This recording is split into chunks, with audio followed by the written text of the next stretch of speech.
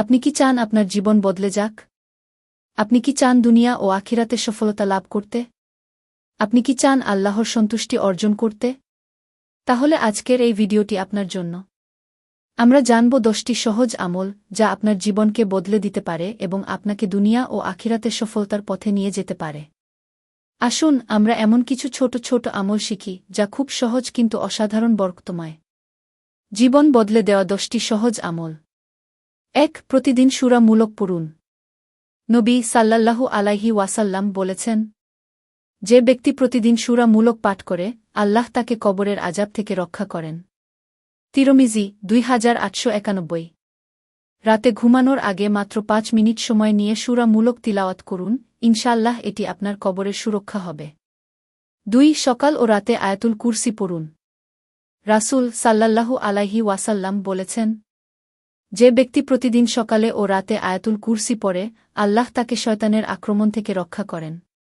সহিহ বুখারী 2292।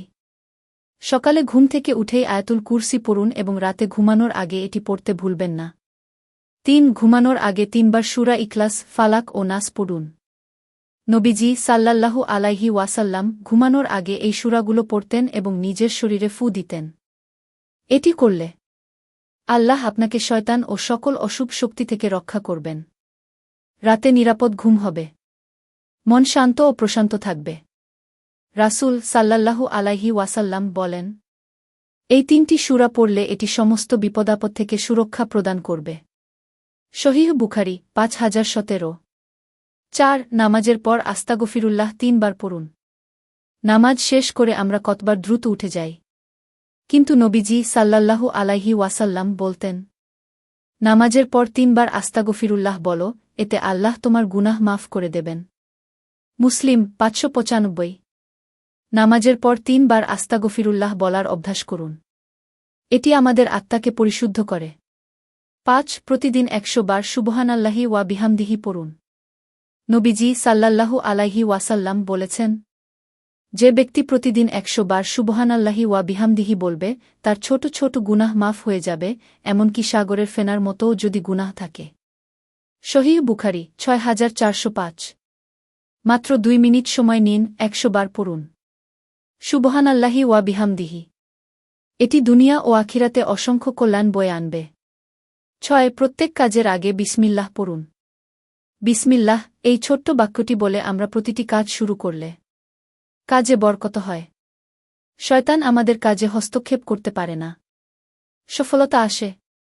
নবী সাল্লাল্লাহু আলাইহি ওয়াসাল্লাম বলেছেন, যে কাজ বিসমিল্লাহ ছাড়া শুরু হয় তা বরকতশূন্য হয়।